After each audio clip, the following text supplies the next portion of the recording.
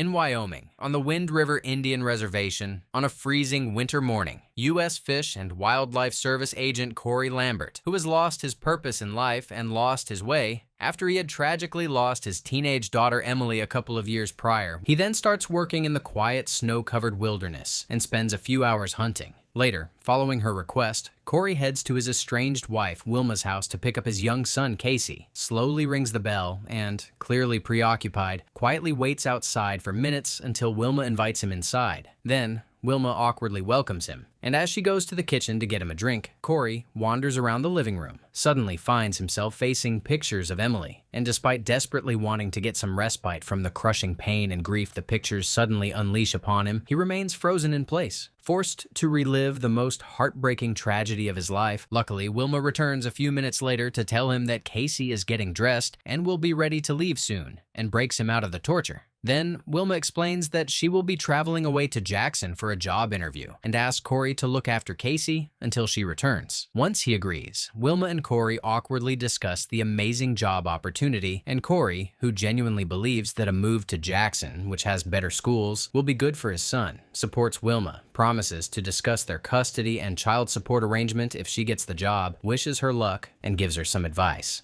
Well, let's go. You know, it's too cold to drive through the snow. You know what I mean. I'll be back Monday afternoon. Just be careful on the road, okay?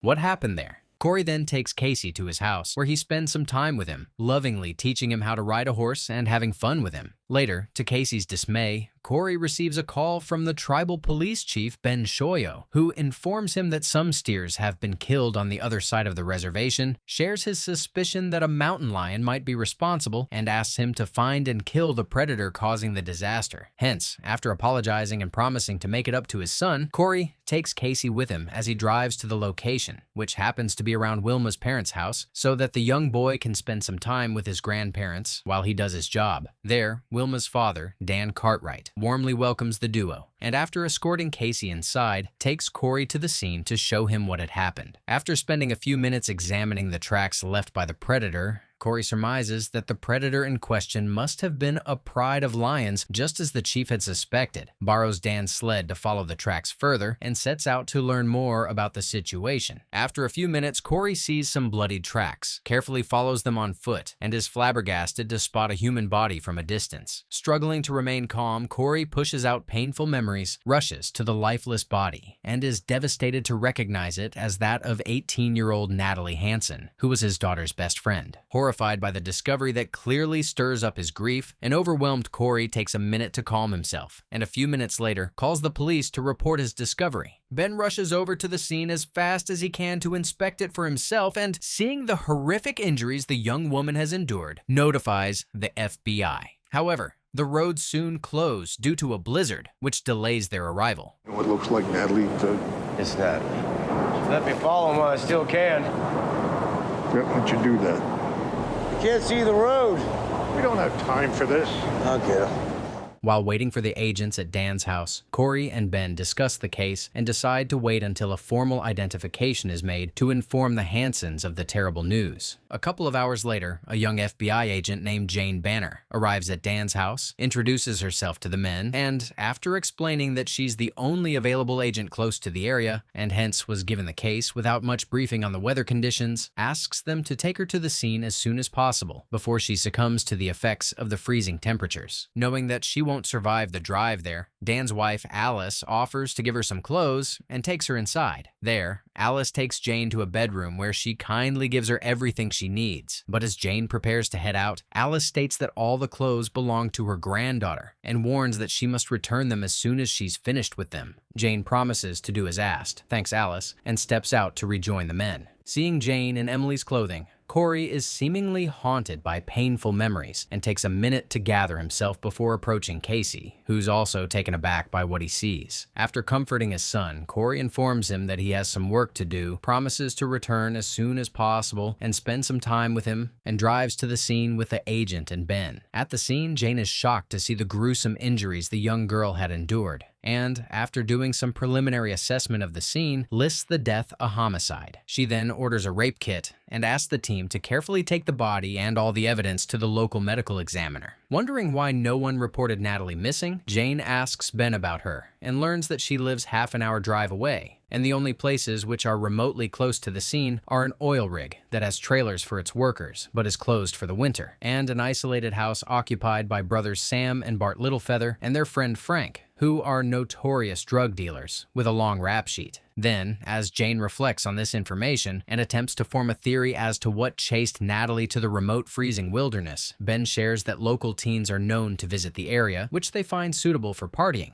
and concludes that Natalie must have come there to have fun with her friends before suffering her tragic fate. However, Jane politely reminds the chief that the victim has no shoes on, reasons that no one will ever voluntarily do so in such freezing conditions, and discards his theory. Then, seeing Corey deep in thought, a desperate Jane asks him for some insight on the case. She ran until she dropped here. See the pool of blood? They started coughing it up. So wherever she came from, she ran all the way here.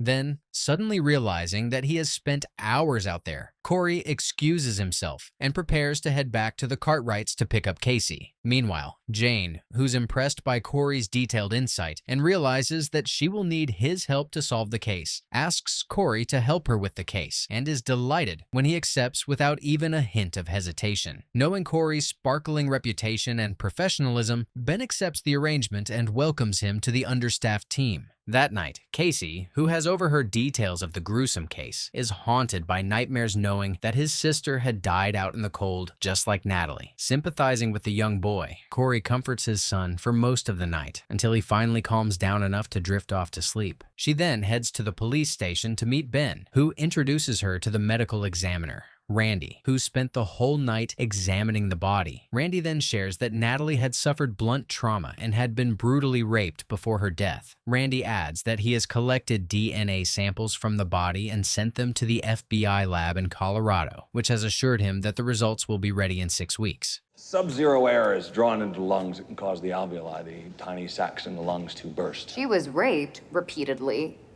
beaten. Look, circumstances is your... But I can't list the cause of death as homicide. And I can't get an FBI team to the reservation unless it's listed as a homicide. But she was clearly running for her life. Shouldn't that count, Randy? Knowing that the local police force is incredibly understaffed and hence won't be able to solve the case on their own, and fearing her superiors will reassign her once they learn the ruling is not a homicide, Jane becomes frustrated and lashes out at Randy, desperately trying to convince him to change his decision, but fails to do so. Seeing this, Ben, who appreciates Jane's passion to solve the case, takes her aside to calm her down and promises to be by her side and do whatever it takes to solve the case. Then, Ben and Jane go to the Hanson residence to find out all they can about the poor teenager. And after learning that Natalie had a boyfriend whom she sometimes stayed with, Jane questions Natalie's father, Martin, seemingly outraged that he allowed his barely adult daughter to stay with her boyfriend, whom he doesn't even know. Taking offense at the agent's accusatory tone, Martin, who admits to his error in judgment, becomes defensive and lashes out. Annoyed by this, Jane ignores Ben's advice, opts to speak to Natalie's mother, Annie, heads to the bedroom, but is flabbergasted to see the devastated mother who's so overwhelmed by grief, crying her eyes out and cutting herself, while quietly calling out Natalie's name. Jane quietly retreats from the bedroom, and after taking a few minutes to gather herself, she rejoins the men, apologizes to Martin for the way she spoke to him, and as if suddenly realizing what he must be going through, acknowledges his unimaginable loss. Moments later, Corey arrives at the house, and Martin steps out to speak to him. Once they are alone outside, the grieving men embrace each other, and while struggling to hold back their tears, they bond over the crushing grief of losing their daughters. Hoping to help him deal with the loss any way he can, Corey shares his journey over the past couple of years. You allow yourself to visit her in your mind. You'll remember all the love she gave. Let's take the pain, Martin. You hear me? You take it. You know, I'm so tired of fighting this life. Corey then comforts Martin and explains that even though he will never be the same again, all he can do now is to try to take each day as it comes and be there for his grief-stricken wife and his son, Chip. The mention of his son overwhelms Martin, who reveals that Chip had become a drug addict, moved out of the house to live nearby with the Littlefeather brothers, and adds that he hasn't seen or spoken to him in a while. Martin then confesses his fear that Chip's new shady lifestyle might be the cause of Natalie's death. Shocked by this admission, Corey reflects on everything and soon dread floods him as he recalls that Natalie's body was found close to the Littlefeather house and quietly hopes that Martin's fear won't be true. Exhausted by everything and desperately needing some respite, Martin becomes lost in his thoughts, forcing himself to relive the happiest times of his life, which included Natalie by his side. Hence, Ben, Jane, and Corey head to the location, hoping to speak to Chip and find some clues to find Natalie's murderer. Shouldn't we just maybe wait for some backup? Backup, Jane. This is a land of you're on your own. Once there, Corey goes around the back to study the tracks around the property, while Jane and Ben knock on the front door, speak to Sam, and ask him about Chip. Sam, who still blames Ben for Bart's imprisonment, is annoyed to see the duo, informs them that Chip is no longer there, and starts taunting them, seemingly hoping they would soon lose interest and leave him alone. However, the duo remains professional and continues questioning him until he suddenly sprays them with pepper spray, which blurs their vision and causes them severe pain. As the duo struggles to remain on their feet, unbeknownst to them, Corey, who's alerted of the situation by Ben, waits prepared by the back door, ambushes Chip and Frank, and neutralizes them. Meanwhile, once the pain settles down, Ben and Jane get inside the dilapidated house and cautiously inspect it for any threats. However, soon, Sam starts shooting at Jane, who's forced into a gunfight, and severely wounds Sam in self-defense. As Sam drops to the floor, Jane rushes over to check on him, is relieved to see that he's still alive, and proceeds to call an ambulance until Ben informs her that it will take the ambulance at least an hour to get there in such extreme weather. While Jane becomes too terrified to consider the alternative, knowing that Sam won't survive that long, Ben urges her to leave him and continue the investigation. Terrified by this, a reluctant Jane contemplates this advice, but is soon shocked when Sam succumbs to his wounds only a few minutes later, just like Ben had predicted. Then, after taking a moment to gather herself, Jane joins Ben and Corey, who are questioning Chip and Frank outside. Overwhelmed by everything, Jane directly asks Chip about Natalie and her mysterious boyfriend, but Chip smugly remains tight-lipped, refusing to answer any question in a helpful manner. What'd that cracker do, huh? Do you know him? Do you know who he is? Do you know his name, Chip? She just said what? Because I found her raped and killed right over there, son. At least Chip is not involved as Martin had feared, as a devastated Chip cries out in pain from the horrible news that shakes him to his core. Jane, Ben, and Corey realize that he genuinely had nothing to do with her death, only found out about it from them, and sympathize with him. However, despite everything, Chip refuses to cooperate and share what he knows about Natalie's boyfriend, which leaves the trio at a dead end. But you have to speak up for Natalie's sake, Chip. Despite having hit a wall and having no clue about how to proceed, Corey is relieved to find out that Chip is innocent in his sister's death. Then, knowing that Chip and Frank won't cooperate and share anything, Corey steps aside to mentally go through everything he knows so far and comes up with an idea. Natalie's body was found just past there, right? Why are we stopping? Well, we're above the storm now. Ready? Yeah. All right, follow me. Corey and Jane head to the location, and as they carefully inspect the area, they are flabbergasted to find a lifeless, bloodied body of a man, which is soon taken to the medical examiner's office for identification. Shaken to his core by this discovery, which complicates the case further, Corey is forced to think about Emily's case, which has since turned cold, swears to do all he can to prevent the same from Natalie's case against all odds, and tries to figure out what to do. Later that evening, Chip and Frank are arrested on drug charges, and as they are being prepared to be taken into custody, Corey opts to question Chip one more time and get the information they need. Then, Jane suggests questioning the duo at the station and offering them only a few days of jail time in exchange. Well, I think they look forward to it, 3 hots and a cot and free cable. Despite hearing this, Jane opts to test their DNA and compare it against the evidence collected from Natalie's murder scene, advises Corey not to approach Chip and force him into talking, and reminds him that nothing he finds out in this manner will be admissible in court and might even taint their case. A few minutes later, once he's alone with Ben, Corey shares that he has known Chip since he was a toddler, hence will find a way to convince him to talk, and asks Ben's permission to speak to him. Ben subtly agrees to give him a chance and steps away in the name of canvassing the area, while Corey discreetly heads to the police car to speak to the grief-stricken Chip. Corey manages to unlock the car and solemnly approaches Chip. Then, without even saying a word, He and Chip silently look at one another, subtly recognizing the pain in each other's eyes, until Chip suddenly flips out. One thing native about you is your ex-wife and the daughter you couldn't protect. Maybe if you played detective... That was uncalled for, Chip. Seemingly coming back to his senses, Chip then shares that Natalie's boyfriend was an older man named Matt, who worked as a security contractor at the oil rig, and adds that he never liked him, was suspicious of him for dating a girl almost half his age, and even tried to attack him until Natalie intervened, assured him that she loved him, and begged him to give him a chance. This love really is blind, huh? He worked security on one of them drill sites. You got any idea what that feels like? I decided to fight the feeling instead.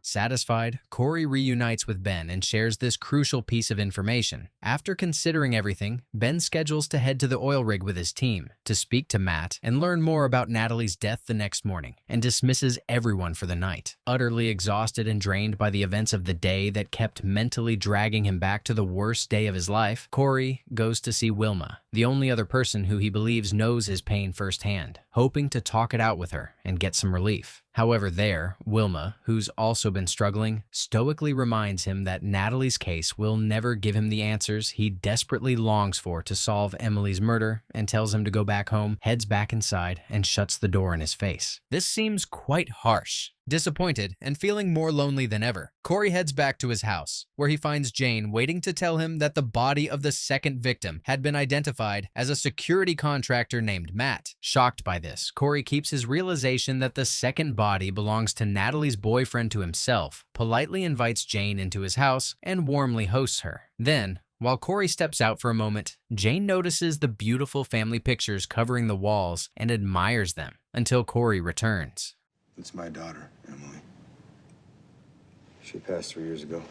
I was working as an outfitter in Pinedale, and there was a big snow. Corey then adds that Emily's body had been discovered the next morning, a few miles away from their house, with no way to figure out why or how Emily made it out that far during the night. To make matters worse, the autopsy fails to provide any useful information on the cause of death, as her body had been attacked by coyotes, destroying evidence. Overwhelmed by everything and suddenly realizing the painful reason behind Corey's help, Jane excuses herself to the bathroom, where she cries her eyes out. Then, after gathering herself and calming down, Jane returns to join Corey, asks him what Chip had told him earlier, and is shocked to realize that the male victim is Natalie's boyfriend, whom they have suspected to be the assailant all along. Flabbergasted by this, Jane, who's deeply mystified by Emily's case and becomes more determined than ever to find justice for the victims, promises to join the trip to the oil rig the next morning, thanks Corey for his hospitality, and proceeds to leave. The next morning, Jane and Corey join Ben, his deputy Evan, and the rest of the officers. And as the group prepares to head out to the oil rig, Ben reminds everyone that as a federal agent, Jane is the only one with jurisdiction at their destination area and orders them to follow her lead. Hence, Jane steps up to announce the plan to recover all the security camera footage around the property and visit Matt's trailer, in hopes of finding more information on the horror that occurred. Then, the group plans their route to find their safest way to the rig. We'll take the refinery road around. So you got to drive 50 miles to go 5. Didn't you people get the memo that it's spring? Then, the team starts their journey and heads to the employee trailers at the oil rig, while Corey takes a separate route, goes to the area where Matt's body was discovered, and traces the tracks back to the trailers. After a few minutes, Corey spots Ben and his team as they reach the camp and tries to contact the chief through the radio to give him an update, but fails to get his message through. Moments later at the drilling site, Jane and the team meet the security supervisor, Curtis, who, as soon as he finds out the officers are there to inquire about Matt, shares that he had been worried about his disappearance, had informed their corporate bosses about the situation, and was waiting on their orders to file a police report. Curtis further elaborates that a few days ago, Matt had had an argument with his girlfriend Natalie, who had stormed out in anger, was last seen running after her, but never returned. As the officers reflect on this, Curtis's team joins the discussion, and all inquire about Matt. However, Jane suddenly notices that both Curtis and his colleague, named Dylan, had bruises all over their face and questions them about it. Seemingly embarrassed, the men explain that they have frequent accidents while speeding on snowboats without sufficient protective gear to secure the perimeter of the oil rig and laugh off their clumsiness. That's convenient. Moments later, after receiving some questions from the men on why the FBI is looking for Matt, Jane, who's determined not to reveal her hand, calmly explains that Matt's girlfriend Natalie had reported him missing a few days ago. Surprised to hear this response, to the shock of Jane and her team, Curtis questions Jane's response by reminding her that Natalie had been found dead. But how could you have possibly known that, Curtis? Seeing the shock on Jane's face, Curtis quickly assures her that he has heard the news on the police radio scanner, but fails to convince the agent. Putting this aside, Jane then asks for access to Matt's trailer, and Curtis and his men lead the officers there. However, a few minutes later, Deputy Evan notices that Dylan and the rest of the security guards are subtly surrounding them from every direction, becomes suspicious, freaks out, and pulls out his gun, demanding to know what they are planning, which causes chaos. Hey, white boy, let's go. What are we doing? The sheriff has no authority. All right, everybody, just take it easy. FBI! Hey, FBI! Then, Jane reminds everyone that they are all on the same side and manages to calm them down except Deputy Evan, who's still convinced that the security guards are up to no good and refuses to holster his gun until Jane gives him a stern direct order to do so and threatens to arrest him on the spot if he fails to obey her orders. Once everything settles down with Jane's lead, everyone continues their journey to Matt's trailer, and once they get there, Curtis informs the officers that he, Matt, and their colleague Pete share the trailer and adds that Pete's sleeping inside, preparing for his night shift. Keeping this in mind, while Corey monitors everything from a distance, Jane steps up to the door, knocks, and asks Pete to open the door. A few days ago, Natalie goes to the trailer to see her Navy veteran boyfriend Matt, who appreciates her for walking a long way in the snow to see him, and warmly welcomes her inside. There, the couple spends some quality time in which they discuss their future and decide that they both want to leave the harsh weather behind, start over elsewhere, and build a future and a family. Then, after considering different states and bouncing ideas off one another, Matt shares a beautifully detailed description of a mountain town he visited while he was stationed in Los Angeles, and announces it will be a perfect place for them. Excited by this, Natalie swiftly agrees, and the couple starts planning their bright future there. However, moments later, Pete, Curtis, and the rest of the security guards, whom Matt thought were spending the night partying in town, suddenly return to the trailer, which makes Natalie uncomfortable. Matt profusely apologizes for the inconvenience, and soon, Natalie quickly gets dressed and closes Matt's room for some privacy as the drunk men enter the trailer and start making some noise. Completely ignoring this, Pete barges into Matt's room, and to the couple's the 44 dismay, starts making inappropriate remarks and taunts them. Trying to remain calm, Matt politely asks Curtis to intervene and escort Pete out, and is frustrated when Curtis downplays this and shrugs off Pete's invasion of privacy. However, after minutes of politely asking Pete to stop harassing them, Matt loses his patience and reacts. He hits Pete, throws him out of the room, and closes the door. Unfazed by this, Pete returns and attacks Matt, who's getting dressed, from behind. Seeing this, Natalie jumps up and tries to help Matt. Soon, the rest of the men all get involved, attack Natalie, and beat Matt, who tries to do everything he can to protect his girlfriend, unconscious. Then, once Matt's out of the way, Pete rapes Natalie, with Dylan preparing to take his turn with her. Luckily, Matt wakes up soon, comes to Natalie's rescue, and pushes the monsters off of her, giving her a moment to collect herself. Outraged by this, the men brutally beat up Matt for his intrusion, despite desperately wanting to help her boyfriend. Knowing that she doesn't stand a chance against the furious men, Natalie quietly apologizes to Matt for leaving him behind, discreetly leaves the trailer while the men are distracted, runs as fast as she can, and makes it further than any would expect before succumbing to the horrid effects of the extreme temperatures. In the present, Jane knocks on the door, ordering Pete to open the door, but soon learns that it's locked. Then, just as she wonders if there really is someone inside, Curtis speaks loudly, ordering Pete to open the door, and informs him that the FBI wants to talk to him and visit the trailer. Taking this as a subtle warning, Pete shoots her through the door and severely injures her. A terrifying gunfight soon ensues, and despite Jane's efforts to help, the security guards execute all of the officers in cold blood. Then, just as Curtis walks over to Jane and prepares to shoot her, Corey kills him from a distance. Then, Corey kills Dylan, who had managed to hide inside the trailer with Pete and all the rest of the security team. Terrified by the mysterious gunshots that seem to originate out of thin air, Pete jumps out of the window and, despite being injured, limps away and flees the area and the bloodbath that had occurred because of him. Corey rushes over to check on Jane, is relieved to find her alive, helps her into the trailer where he assesses her wounds, stops her profuse bleeding, and makes her comfortable, hoping help can somehow arrive soon. Looks like a couple rounds went through here. It's just pieces. Should be okay. Press it tight. Oh, yeah. Hold tight. Corey then carefully trails Pete, soon catches up to him and knocks him out. Later, at Gannett Peak, Pete wakes up with his hands tied, finds Corey staring at him, and freaks out. Moments later, Pete realizes that he's barefoot in the freezing temperature and panics, pointing at his already purple feet. Remaining calm, Corey sternly advises Pete to confess everything and promises to free him once he does. Just snow and silence. That's all. You know what it's like out here in this frozen hell. So what'd you take?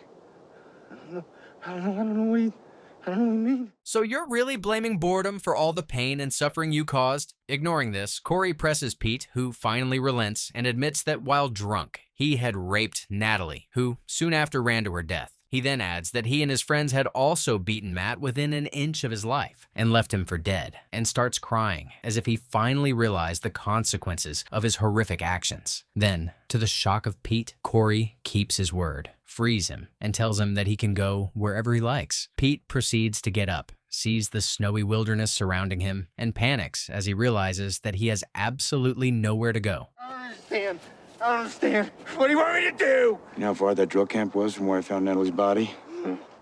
6 miles. I want you to run. Corey then orders Pete to start running, and seeing his hesitation, fires a shot to scare him into following the order. Desperate, Pete starts running for his life as fast as he can. However, just like Corey had predicted, while still in his sight, Pete falls down to the ground, unable to breathe, and soon dies. You had this coming, Pete? Corey then returns to town and is relieved to learn that help had arrived for Jane and she's been taken to the hospital. Later, Corey goes to the hospital to visit Jane, who's recovering well, and congratulates her on her bravery and her tenacity, while she thanks him for everything he has done for her. Then, hoping to distract Jane from the horrific events of the past few days, Corey starts reading a random article from a magazine until he hears her sobbing quietly. She ran 6 miles in the snow. Yes, she did. After spending some time keeping the agent company, Corey heads to the Hanson residence to check on them and finds it completely ransacked. Concerned, Corey cautiously heads upstairs and finds an exhausted Annie, who has spent the last few days crying, sleeping in bed next to Natalie's pictures. Sympathizing with the mourning mother, Corey slowly covers Annie with a blanket and leaves the room to search for Martin. As he goes around the house, Corey accidentally finds Natalie's room and slowly goes inside. There, Corey is overwhelmed to see a wall covered with the pictures of the young best friends, Natalie and Emily, who have been robbed of their futures, beaming with joy and celebrating all of their milestones and good times. Corey remains frozen there, suddenly flooded with overwhelming emotions, and quietly stands there for minutes, crying his eyes out and mourning his loss. A few minutes later, through the window, Corey spots Martin sitting alone in the backyard and heads out to speak with him and sits beside him. Still overwhelmed by everything, Martin excitedly shares that Chip has called him, apologized for everything, and asked him to bail him out of jail. Happy for the grieving man, Corey solemnly congratulates Martin and advises him to forgive Chip for all the troubles he caused him, repair his relationship with him before it's too late, and support him through the difficult times. Got time to sit with me? I ain't going nowhere. Quite relieved to hear this, despite the crushing grief, Martin breathes a sigh of relief for the first time since he got the tragic news. Martin agrees to hang out with Corey, and the grieving fathers sit there side by side, each thinking about his late daughter and quietly sobbing.